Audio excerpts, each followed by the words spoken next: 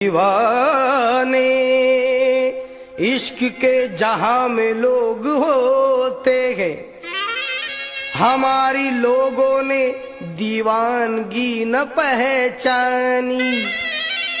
हम तो आशिक हैं भी।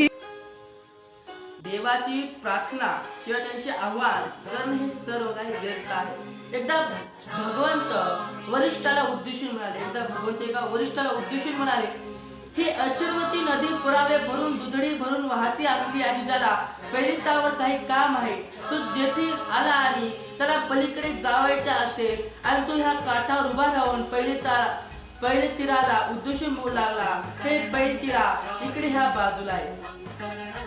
तर हे वरिष्ठा अचर्वतीने पैलितीरा त्या माणसाच्या प्रार्थनेने आणि आव्हानाने आशा करण्याने आणि स्फूर्ती करण्याने त्यांच्या जवळ येईल। तर एकदा भगवंत वशिष्ठाला उद्देशून आले। एक वशिष्ठ होता, भगवंत वशिष्ठाला उद्देशून आले, ही अचिरवी नदी पुरावे भरून दुधडी भरून वाहत असली आणि ज्याला पैलितीरावर काही काम आहे, तो जिथे आला आणि त्याला पलीकडे जायचे असेल आणि तो त्या काठावर उभा राहून पैलितीला उद्देशून बोलायला लागला, हे पैलितीरा इकडे या बाजूला आहे।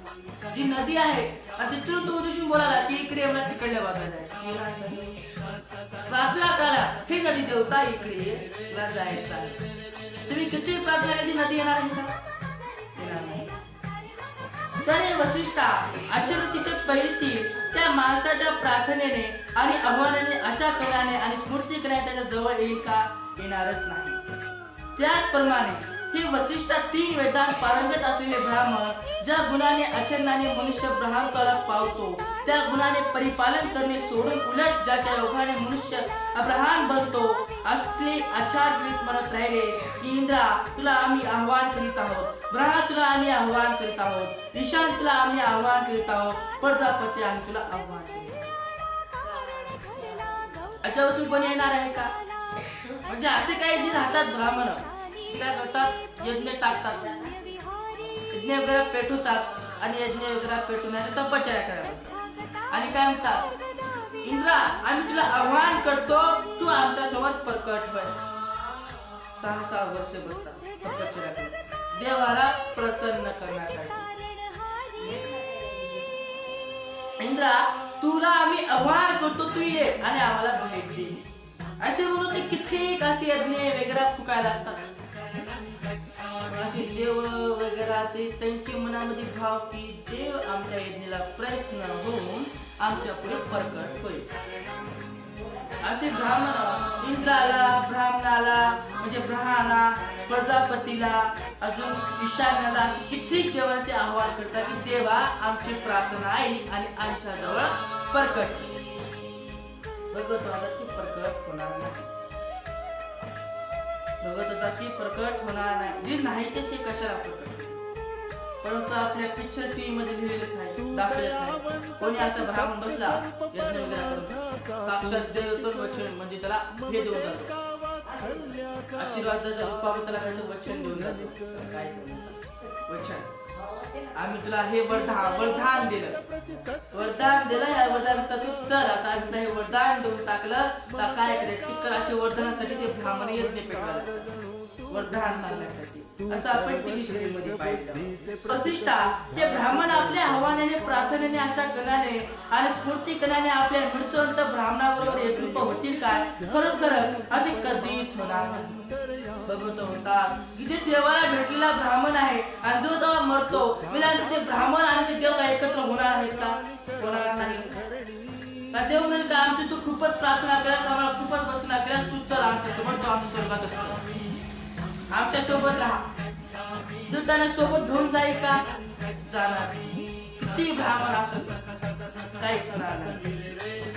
ती प्रार्थना करू ते देवाबरोबर होणारच नाही, देव त्याला काही चांगलं बघणारच नाही, देवच नाही तर कोणता चांगला बघेल।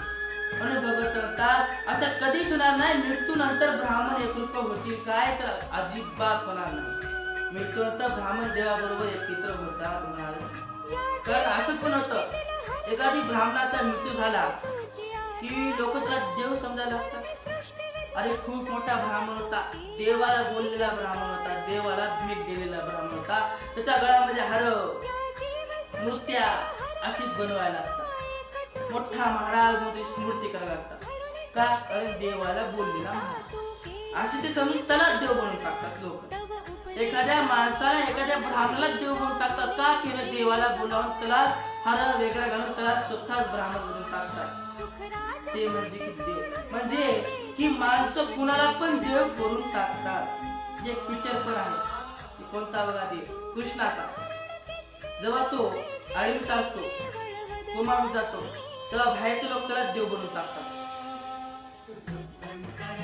ते काय करतात देवाचा विरोध करत होता. ते म्हणतात की देव नाही या जगामध्ये देवच नाही. तर काचा जगात देव नाही तर काचा देव आहे. तर एक असंच एक ब्राह्मण राहतो पंडित. त्या पंडिताला वाटते की ह्यानं आमच्या देवाचं नाही म्हणत आहे.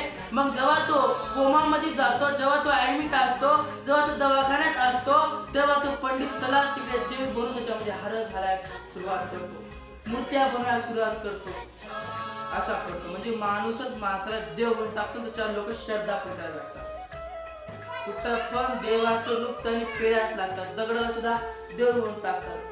एक साधारण जर पडलेला दगड आहे तर आता सिंदूर लावल्या बरोबर ते देव झाला. आता एखादी माणूस आहे त्या माणसाने देवाला पाहिलं की देवाला भेटून आला त्याला उद्या चलून त्याच्या घरापुढे गर्दी त्याला हार घालायला सुरुवात केली.